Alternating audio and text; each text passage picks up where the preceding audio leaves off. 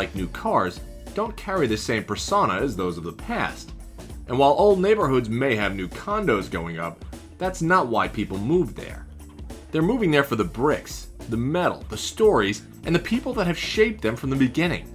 This is called history, and little by little we're losing it, along with the old iron that was parked along its streets.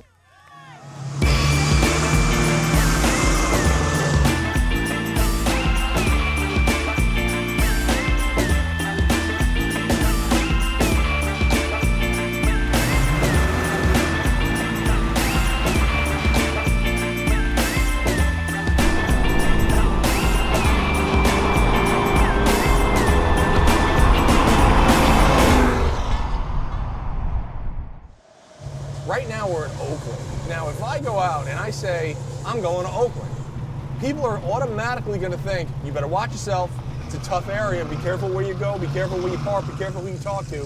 The same thing happens if I tell people I'm from Brooklyn. Everybody immediately gets an image of what I might be like. As opposed to say if I said, oh, I'm from Akron, Ohio, they'd be like, oh, that's nice. Because nothing bad happens in Akron. But when you throw out the names of areas that are just inherently tough, people get an image of what you're like. This car reflects that. It doesn't matter, say you're from Akron. You get in this car, and then all of a sudden your persona, this persona in here, completely changes. People look at you in a different way. You could be 4'9" and 105 pounds. But in this car, you're 6'4", 260. You're a double extra large immediately, and that's the coolest part.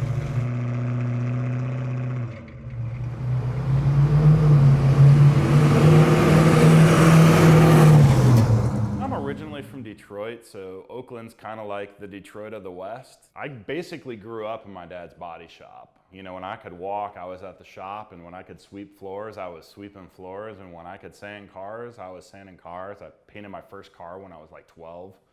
You know, Pops taught me everything.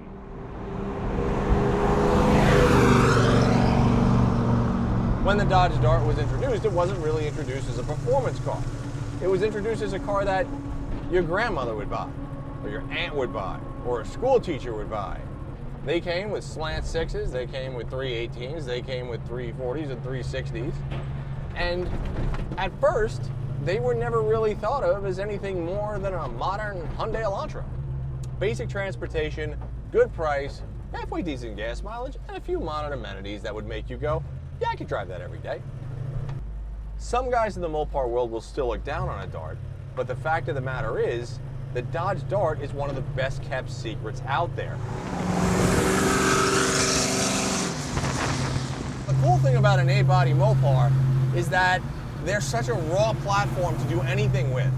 Anything from building it into a race car, a drag car, a road course car. You could do anything with these cars because they're very, very simple.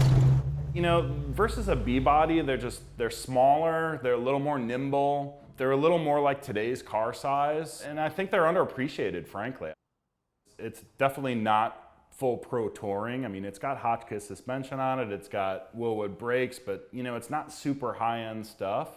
It's something that your average dude could go out and buy and bolt to his car, and you know, it just makes it handle just that little bit better and be a little safer. When Jeff, the owner of Alloy, decided to build this, he didn't want to go too crazy, right? He wanted to keep it fairly traditional. We kept it really simple. It's got small block 360. It's got some go fast parts on it. We got the J heads on it. Edelbrock top end, you know, Edelbrock manifold, Edelbrock carburetor. It's got a lumpy comp cam. It sounds the part, you know, but it's not too obnoxious. You know, did a custom stainless exhaust. You know, trans is just a 727 and just indestructible trans. It's got an 8 3/4 rear with 355 gears. The 360 small block is just basically warmed over, right? It's got an RV cam, it's got a set of heads, an intake, carb, nothing crazy. I would say max, maybe 300, 325 horsepower at the crank. It motivates this car along quite well.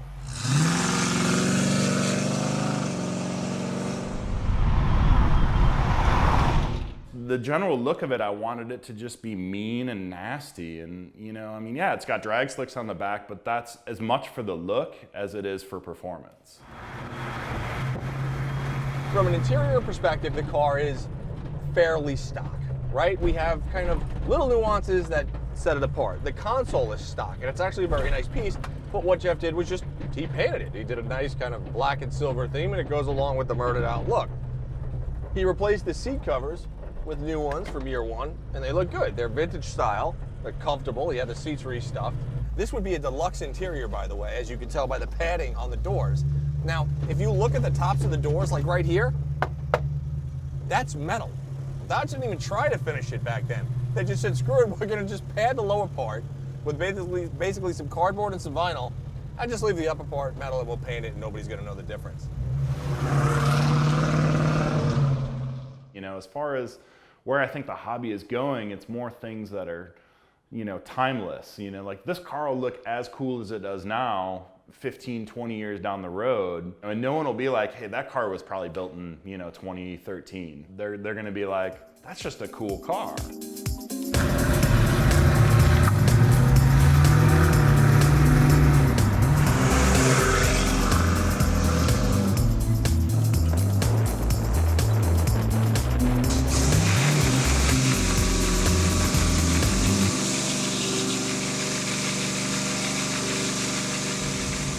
Come out of the suburbs and you come into the inner city and you come into areas like Oakland or Brooklyn or Chicago or Queens or anything like that, man, the flavor of the entire area just changes, right?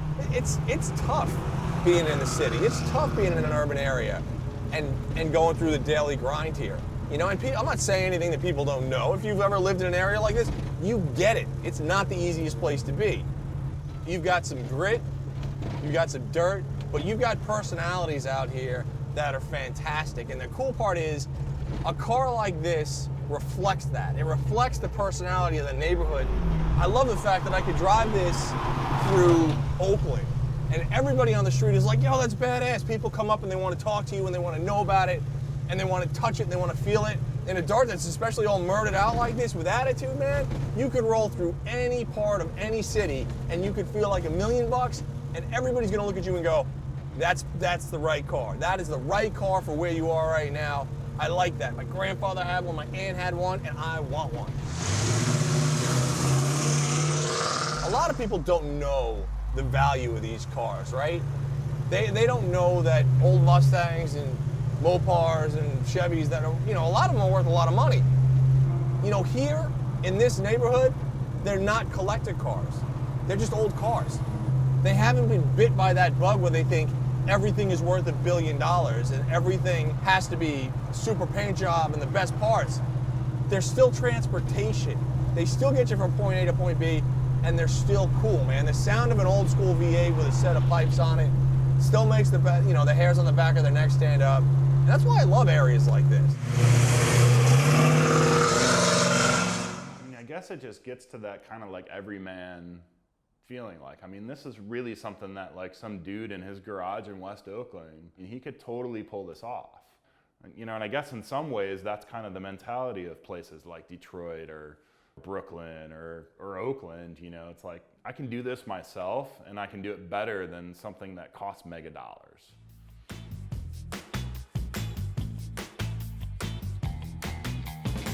With age comes knowledge.